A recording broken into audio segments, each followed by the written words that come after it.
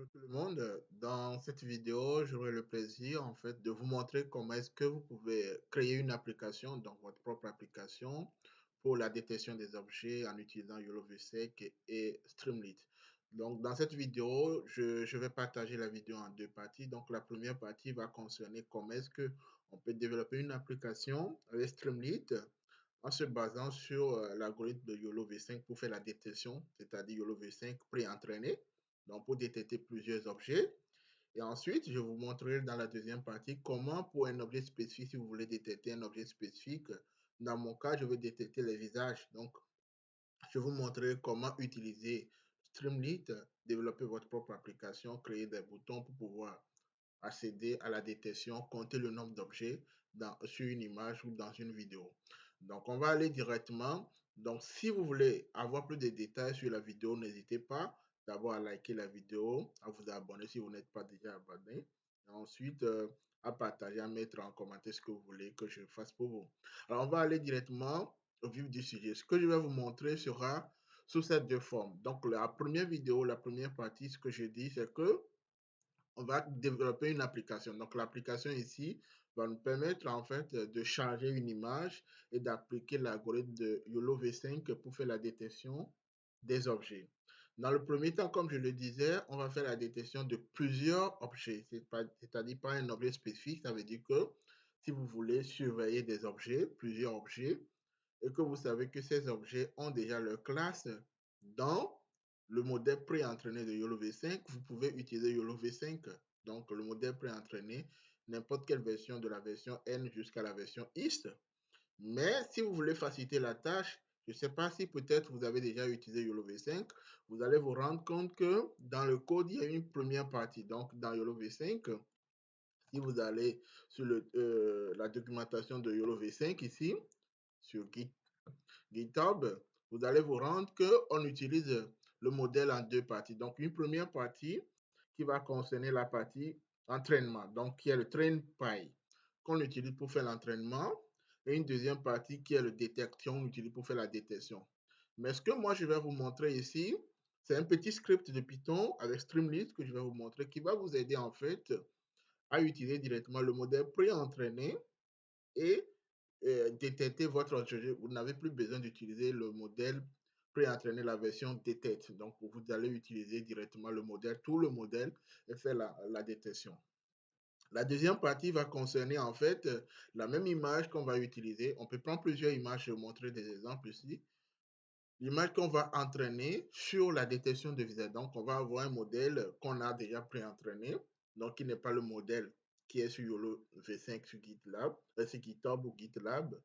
Vous avez déjà entraîné votre propre modèle, vous voulez créer votre application vous permettant de faire la détection de l'objet que vous avez utilisé pour faire l'entraînement. Donc, spécifique, ça peut être voiture, de visage, n'importe quoi. Donc, on va aller. Donc, dans le premier cas, on va aller ici. Donc, j'ai déjà écrit le code pour ne pas perdre le temps. Je vous explique étape par étape ce que j'ai fait dans le code, qu'est-ce que ça représente, qu'est-ce qu'on va faire avec. Alors, d'abord, on va importer la bibliothèque de Streamlit. Donc, cette bibliothèque vous permettra de développer l'application web. Donc, si vous voulez en savoir plus, allez sur Google, tapez seulement Streamlit. Ça va vous donner la documentation sur l'utilisation de Streamlit pour développer une application web. Ensuite, on va importer la bibliothèque OpenCV qui est sous forme de CV2 qui va nous permettre de faire les traitements sur les images, donc d'appliquer des traitements sur les images. Et le torch, on va l'amener, donc PyTorch, donc on va l'amener, on va l'importer qui va nous permettre d'amener notre modèle, donc de charger notre modèle et de l'exécuter. Et enfin, la bibliothèque pile on va utiliser la partie image, donc l'image qui va permettre de manipuler les images. Donc voilà les quatre bibliothèques dont on a besoin pour travailler. Alors, moi, j'ai scindé l'application en plusieurs parties. Donc, l'application, c'est pas long, mais ça fait son job. Donc, il y a une première fonction, une deuxième fonction et une troisième fonction. La première fonction, je l'ai appelée load model. Donc, ça va nous permettre de charger notre modèle. Alors, qu'est-ce qu'on va faire? On va utiliser un décorateur ici, donc le décorateur cache. Donc, ce décorateur, va se charger, de mettre le modèle qui va charger directement. Donc, le modèle qui va prendre sur le GitLab ou GitHub de Ultralistic où il y a la version YOLO V5, donc il va prendre. Moi, vous pouvez changer la version que vous voulez. Ici, moi, j'ai pris la version S parce que c'est la version Lite qui est plus rapide. Je peux utiliser la version L, la version X, la version M ou la version Nano. Ça dépend de votre besoin. Moi, j'utilise la version S parce que je veux que ça soit rapide pour moi. Vous utilisez, vous changez S par N, M, L ou X. Donc, vous avez ça. Donc, ce que je vais utiliser, je vais utiliser Torch.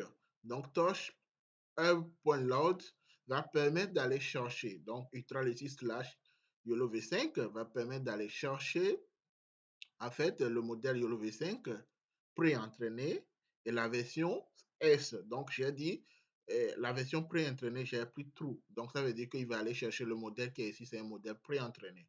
Donc il prend true. Donc ça veut dire ça. Maintenant, je vais retourner. Donc, ça veut dire que cette fonction va retourner le modèle que je charge ici. Donc, le modèle de YOLO V5S. Donc, c'est ça la première partie. La deuxième partie, je fais run detection. Donc ici, cette fonction va prendre en entrée, donc comme paramètre, le modèle qu'on a ici et ensuite une image. Donc, dans le cas ici, on va charger une image et on va l'appliquer le modèle pour pouvoir faire une détection. Donc, il va prendre une image. Ensuite, qu'est-ce que je vais faire? Le modèle, quand on va appliquer le modèle à l'image, on va avoir un résultat. Donc, le résultat de détection. Donc voilà la première fonction qui va permettre de charger le modèle et retourner le modèle. La deuxième fonction qui va nous permettre de lancer le modèle, c'est-à-dire de prendre le modèle appliqué à une image. Donc ça, c'est la deuxième fonction. La troisième fonction va concerner la partie principale de l'application web. Donc, comme on a pris Streamlit en haut, on va donner le titre qu'on veut pour notre application web. Donc, le titre qu'on veut. Ici, moi, j'écris détection des objets avec YOLO V5 et Streamlit pour que ça puisse être intuitif. Donc, je donne le titre. Maintenant, vu que ici, je vais lancer mon code dans la troisième partie qui est le main, alors j'écris modèle. Dans mon modèle ici, je vais aller appeler la fonction qui lance le modèle. Donc la fonction qui lance le modèle ici s'appelait load modèle. Donc je l'appelle ici. Donc ça veut dire que le modèle sera, ça va retourner, ça va prendre celui-ci. Donc le modèle va prendre cette fonction qui va charger le modèle. Une fois ça, moi je veux charger ou télécharger des images ou plusieurs images pour pouvoir en fait appliquer le modèle, faire la détection. Donc là, j'écris file. Donc file, c'est le fichier que je vais charger. Donc, je peux charger un fichier, donc une image. Donc là, je fais le format de Streamlit, c'est set file upload. Donc, ça veut dire que ça va chercher une image ou un fichier. Donc, moi, je dis le type de fichier que vous allez avoir. Donc, des file upload, il va chercher un fichier. Donc, il faut que vous précisez le type de fichier. Moi, je dis, je veux un fichier de type JPG, JPEG ou PNG. Donc, c'est le format d'image, en fait. Si vous voulez en savoir plus, vous pouvez vérifier quels sont les caractéristiques de ce type de format. Donc, c'est les formats d'image en fait. Je ne vais pas aller en détail sur ces formats d'image. Si vous avez des questions, je peux vous répondre en commentaire par rapport à ces formats d'image. Alors, la deuxième chose que j'ai fait ici, c'est que je veux charger plusieurs images. Donc, je dis asset multiple file. Donc, ça veut charger plusieurs images. Donc, true. Donc, true va permettre de charger plusieurs images. Donc, comme on a chargé l'image, on va poser une condition. Il ne faut pas que l'application bug, donc on va poser une condition.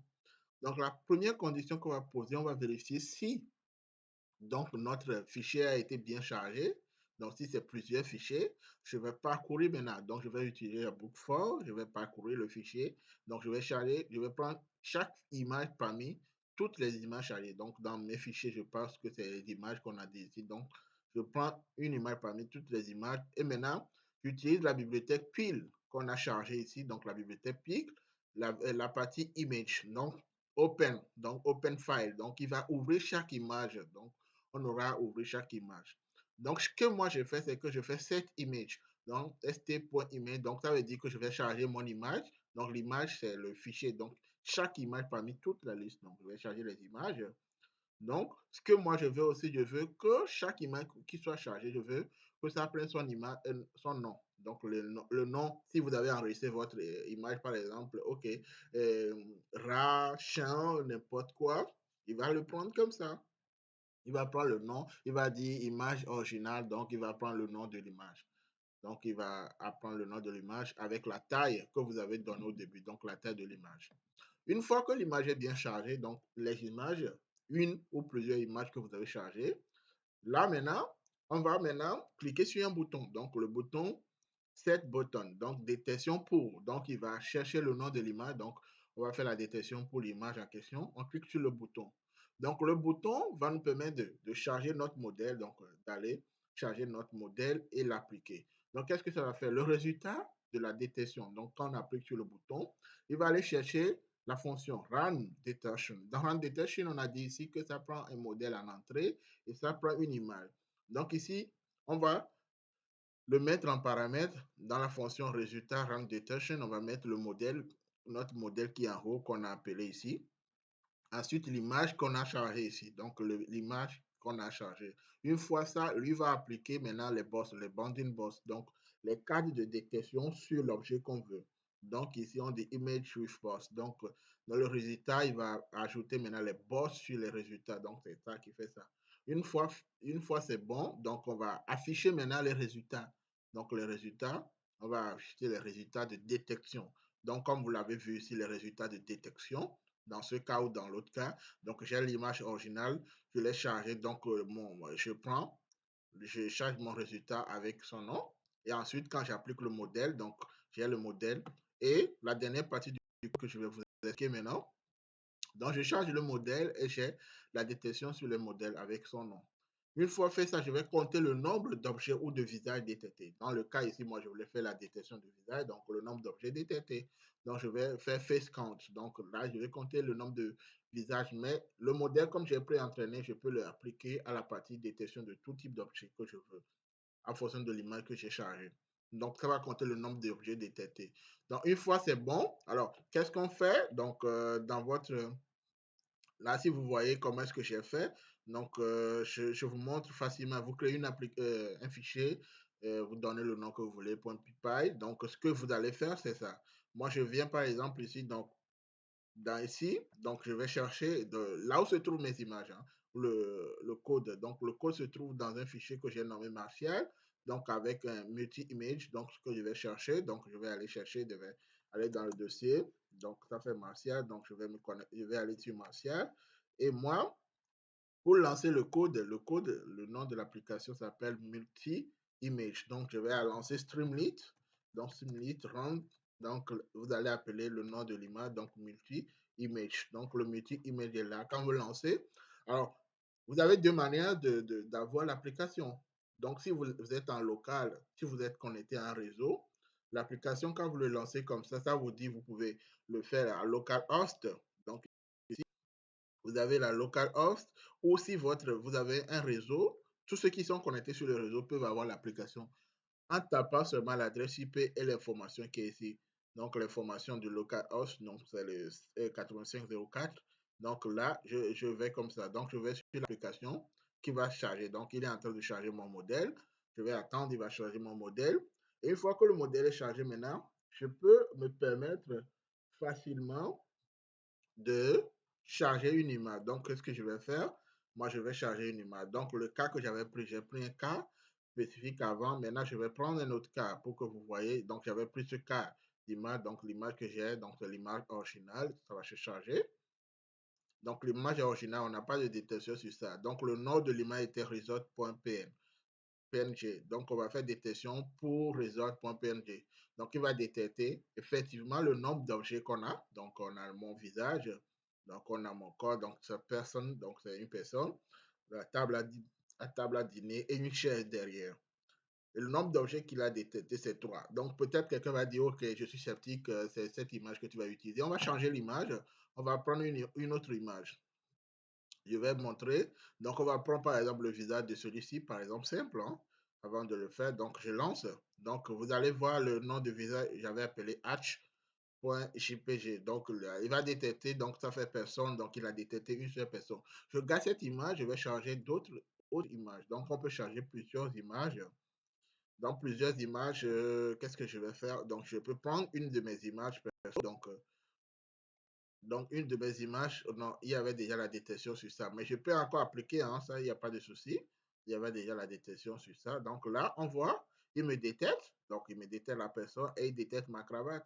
Donc, voilà le modèle et combien d'objets il a détecté. Il a détecté deux éléments. Donc, la cravate et la personne. On peut prendre une autre image qui ne caractérise pas forcément les personnes, mais je vais prendre une image ici. Donc, une image ici. Donc, cette image, c'est vrai que c'est des images, des anciennes images que j'ai, mais je vous montrerai comment vous appliquer. Donc, l'image sera chargée ici. Moi, j'applique, donc c'est flou. Donc, j'avais une image là. On va chercher à voir combien d'objets on va détecter. Vous allez voir tout à l'heure. Donc ici, d'abord, il a détecté la voiture. Donc, la personne et son chien étaient dans une voiture, donc il a détecté la voiture qui est derrière. Il a détecté la personne, il a détecté le chien. Ici, on a un ordinateur donc, qui est flouté ici. Donc, l'ordinateur, ce que j'ai ici, j'ai mis un ordinateur flouté. Donc, il a pensé que c'est un ordinateur. Donc, c'est une erreur de modèle. La voiture est toujours là, la personne est là et ça. Donc, voilà, on arrive à détecter facilement plusieurs objets. Il arrive à compter le nombre d'objets détectés. Donc, là, il compte le total. Ici, on a 3, ici, on a 4. Donc, c'est pour ça qu'on a 7. Voilà, on arrive à détecter, on arrive à compter le nombre d'objets détectés sur une image. Alors, quelqu'un va me dire, OK, voilà, on a utilisé un modèle pré-entraîné. Comment est-ce qu'on peut procéder maintenant? Donc, vous pouvez charger. Je vais prendre un autre exemple d'une image spécifique. Hein. Quelle image je vais prendre? Ici, je vais prendre une image. Hein. Je vais faire un exemple ici. Je prends une image sur quelque chose que je... OK, cette image. Hein. Cette image, par exemple, je prends cette image et j'applique le modèle sur ça. Donc, vous allez voir si on arrive à détecter. Donc, cette image, je clique comme ça. Donc, j'ai fait exprès de laisser des images avec des écritures pour que vous puissiez voir que le modèle travaille ou pas. Donc, moi, l'objectif, c'est de détecter une personne ou de détecter l'objet. Donc, les écritures, on s'en fout de ça. Le modèle est arrivé à détecter la personne avec une précision de 95%. Alors, voilà comment on peut procéder facilement pour écrire une application web, donc avec Streamlit, une application web avec Streamlit. Donc l'application web avec Streamlit, c'est ça. Donc l'application, je l'ai directement. Donc je charge mes 4 bibliothèques qui sont importantes. Ça dépend de ce que vous allez faire. Si l'application va être plus complexe, vous allez ajouter ce que vous voulez. Donc j'ai ajouté donc, mon Streamlit qui va permettre de développer l'application web, le OpenCV qui va permettre de faire les traitements sur les images, le torche qui va charger le modèle et exécuter. Ensuite, le pile qui va manipuler les images. Donc, comme je l'ai dit, on charge ça. Donc, la deuxième partie, c'est j'ai un modèle personnel. Donc, j'ai un modèle spécifique qui n'est pas un modèle pré-entraîné. J'ai déjà entraîné un modèle. Maintenant, je vais utiliser une application pour pouvoir le faire. Donc, ce que je vais faire, c'est que je fais presque la même chose. Donc, je charge mon Streamlit, je charge OpenCV le torche et celui-ci le pile. Donc, qu'est-ce que je vais faire? Donc, la première partie, vous avez remarqué ici la différence entre les deux. Ici, comme le modèle était pré-entraîné, je le laissais dans un cache. Donc, pour pouvoir ne pas le charger chaque fois. Dans ce cas ici, en fait, comme c'est mon modèle personnel, la différence, observez bien, la différence entre les deux, c'est que ici, c'est un modèle personnel. Donc, c'est un modèle entraîné personnellement. Donc, j'utilise toujours, je dis, OK, je vais aller chercher YOLO V5 sur Ultralistic en utilisant Torch, mais je vais utiliser custom. Le mot-clé custom, ça veut dire propre. Donc, ça veut dire que vous utilisez vos propres bases de données, votre propre modèle. Hein. Donc, il va aller chercher maintenant, au lieu de charger le modèle. Avant, puisque c'est un modèle pré-entraîné, on disait, OK, on va prendre le modèle pré-entraîné, on dit, le modèle pré-entraîné, on dit c'est true. On choisit la version ici.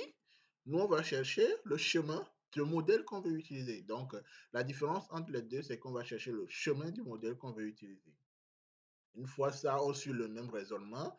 Le run detection va prendre le modèle, ensuite une image qui lui est appliquée, et on va appliquer le modèle à cette image pour avoir le résultat. Dans le main, j'ai la même chose, mais je vais chercher l'ordre modèle. Donc, l'ordre modèle ici va chercher le chemin. Donc, moi, je mets mon chemin. Le chemin, c'est le modèle 1. Le modèle 1, c'est un modèle que j'ai entraîné qui permet de faire la détection du visage. Donc, je l'ai nommé best one. .pt. Donc, c'est ça. Donc, je suis le même raisonnement. Je vais charger une image de format GPG, PNG, ou ce que je veux, le format BNP, n'importe quoi. Et là, je vais parcourir, si c'est plusieurs images, je vais prendre chaque image avec son nom original et j'appuie sur le bouton détecte. Donc, le bouton détecter les visages. Donc, ici, c'est la détection du visage. Et je vais charger maintenant les Blondine Boss, donc la détection qui est là. Dans la fonction rand detection, c'est le modèle plus l'image qui marche. Ensuite, on va compter le nombre d'objets. Donc, c'est la deuxième application. Donc, la deuxième application qui est à côté ici, que je vous ai montré. Donc, la deuxième application qui est ici. Quand je le lance, donc je le lance de fait comme ça. De nouveau, vous allez voir. Dans l'application, je le lance. Là, on va détecter les visages spécifiques. On ne va pas détecter les autres objets qui ne sont pas des visages sur l'objet. Donc, on va lancer l'application, on va charger trois types d'images différentes. On va voir si ça va facilement détecter le visage ou pas. Si ce n'est pas un visage, il va dire que ce n'est pas un visage. Hein. Donc, ce que je vous ai montré, je commence par le début, donc ce que je vous avais montré. Donc, je charge toujours ce résultat. L'image, cette image plutôt. L'image, elle est chargée. Donc, l'image est chargée. L'objectif, c'est de voir ce qu'on va utiliser pour faire la détection. C'est pour ça que j'ai demandé à charger l'image. Donc, on charge l'image, on clique sur le bouton pour faire la détection. Donc, ici, c'est la détection de visage. Donc, vous mettez quelque chose qui va nous permettre. Donc, on va attendre que le résultat apparaisse. Donc là, on n'a plus la détection de la table, ni de la chaise, ni de rien, mais on a la détection, pas de toute ma personne. Comme vous le voyez sur cette image, quand j'avais appliqué, donc ici, c'était ici. Sur cette image, on avait la détection de toute ma personne, on avait la détection de la table, on avait la détection de la chaise. Par contre, ici, on a besoin de détecter que mon visage, donc on a détecté mon visage et ça dit, on a trouvé le nombre de visages détectés, c'est 1. Donc voilà, on est arrivé. Maintenant, on va prendre un autre cas. On va prendre le cas où on va avoir euh, donc l'écriture. Donc je vais mettre beaucoup d'écriture à côté.